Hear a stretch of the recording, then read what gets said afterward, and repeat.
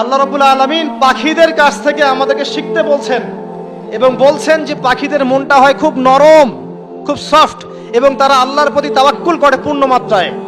তারা সকালবেলা ভোরবেলা বের হয়ে যায় এবং সন্ধ্যাবেলা বাসায় ফেরে, খালি পেটে বের হয়, ভরা পেটে বাসায় ফেরে। এবং আল্লাহ পাক সবচেয়ে সম্মানিত মৌত যেটা শহীদের মৌত, সেই শহীদদের আত্মাকে আল্লাহ পাক পাখির রূপ দিবেন। তাহলে পাখিটার বিষয়ে একটা ফোকাস করা দরকার আছে না? আচ্ছা, এখানে আসেন। পাখির মন হচ্ছে নরম, মানে পাখির মনটা তাসকিয়া, আত্মশুদ্ধিতে পরিপূর্ণ। একটা কাজ এখানে খেয়াল করেন, পাখিরা সকালবেলা ভোরবেলা বের হয় আর সন্ধ্যাবেলা বাসায় ফেরে। এখনকার মুসলিমদেরকে দেখবেন দুপুরবেলা ওঠে, রাত 3টায় ঘুমায়। কথা কি বুঝেন নাই? পাখির একদম ভোরবেলা ওঠে, যখন ফজরের আজান দিচ্ছে ঠিক তার আগ মুহূর্তে পাখির কিচিরমিচির শুনছেন, তার মানে নামাজের ওয়াক্ত প্রায় চলে যাচ্ছে। তার মানে তার আল্লাহ পাকের হুকুমের সাথেই জেগে ওঠে, সূর্য ডুবে তারা ডুবে যায়।